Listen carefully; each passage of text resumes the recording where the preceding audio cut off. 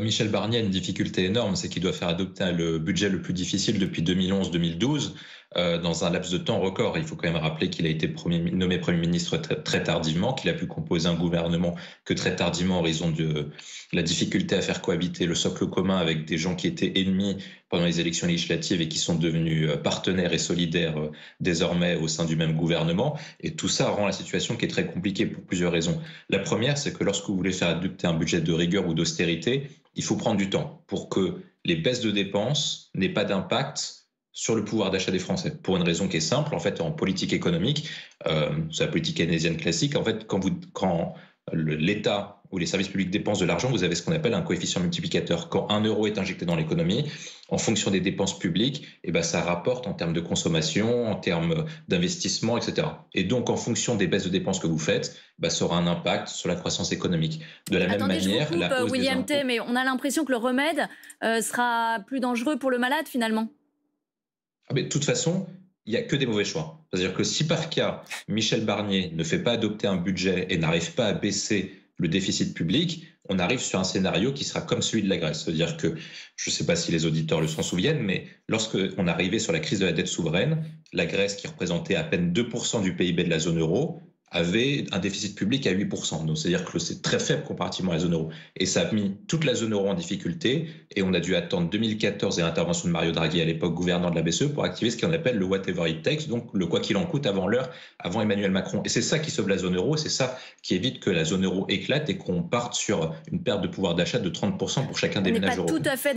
C'est pas une question au final de corrompu ou pas, parce qu'en fait, quand les marchés vous prêtent de l'argent ou pas, c'est juste une question de confiance. Ce que dit l'agence Fitch et ce que dit l'ensemble des agences de notation qui vont pouvoir s'exprimer sur le cas de la France, il y a la question de la situation budgétaire qui est difficile, mais comme vous l'avez rappelé, il n'est pas catastrophique non plus. C'est une question de tendance, c'est pas une question de statut à l'heure actuelle. Mais surtout, ce qui est inquiétant, c'est l'instabilité politique. C'est-à-dire qu'en fait, on a une situation qui est difficile et les marchés se posent la question comment faire adopter un budget qui est très peu populaire vis-à-vis des Français, c'est-à-dire qu'on demande aux Français de faire des efforts alors que vous n'avez pas de stabilité politique, vous n'avez pas de majorité parlementaire et que le gouvernement est suspendu à une motion de censure et du NFP et du Rassemblement national. C'est-à-dire que du jour au lendemain, si le Rassemblement national et si le Nouveau Front populaire se mettent d'accord, ils peuvent faire tomber le gouvernement Barnier. Et il faut rappeler quand même l'équation de la dernière élection législative, c'est que les électeurs qui ont voté pour le Nouveau Front populaire et pour le Rassemblement national ont voté pour des partis qui proposaient d'un côté 250 milliards d'euros de dépenses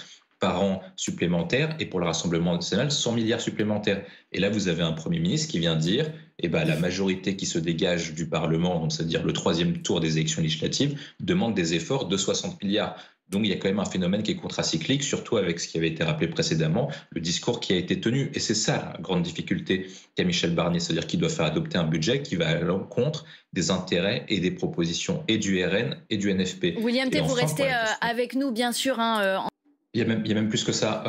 En fait, il y a 2 points sur la commission d'enquête. La première, c'est que est-ce que Bruno Le Maire a été alerté des dérapages financiers et si oui, pourquoi il n'a pas réagi en conséquence pour corriger à travers ce qu'on appelle un projet de loi de finances rectificatif? Alors, il l'avait demandé, ce projet de loi de finances rectificative, mais bon, on lui a refusé. Emmanuel Macron a refusé. Le premier point, c'est qu'en fait, on a perdu 16 milliards d'euros en 2023. Il y a eu un dérapage financier de 16 milliards d'euros.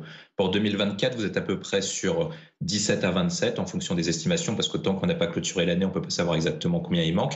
Et pour l'année prochaine, on a 1 point de plus de PIB, donc ça prendrait à peu près entre 70 à 85 milliards d'euros de dérapage financier sur 3 ans. Et là, effectivement, ça pose question et c'est l'objet du Parlement de pouvoir s'exprimer sur la question budgétaire, parce qu'il faut quand même rappeler que le fondement du pacte des démocraties libérales, que ce soit aux États-Unis, au Royaume-Uni ou en France, c'est que ce soit le Parlement qui s'exprime sur le budget. Et même si la Constitution de 58 donne plus de pouvoir au gouvernement, le Parlement s'exprime in fine sur les questions budgétaires. Donc le Parlement a raison d'ouvrir une commission d'enquête pour savoir comment sont évaporés cet argent.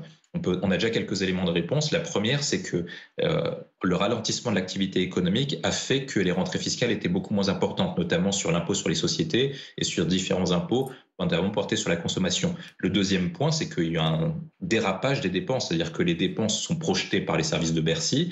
Et finalement, en raison de la situation budgétaire, en raison de quelques mauvaises gestions, les dépenses ont augmenté. C'est ce qu'on appelle cet effet ciseau, donc l'augmentation des dépenses et la baisse des recettes, qui a créé un déficit accentué. Et la question qui est posée, c'est est-ce que le maire était au courant? Et effectivement, vous l'avez indiqué, il était bien au courant. Il a proposé un projet de loi de finances rectificative. Et je pense que l'objet de la commission des finances, c'est rétablir les faits, ce qui s'est passé concrètement, et éventuellement de faire porter une responsabilité politique de ce dérapage à quelqu'un. Donc, on vise pour l'instant Bruno Le Maire, mais je pense que l'objectif de Philippe Brun, c'est de porter la responsabilité envers Emmanuel Macron, qui était à la fin le dernier décideur.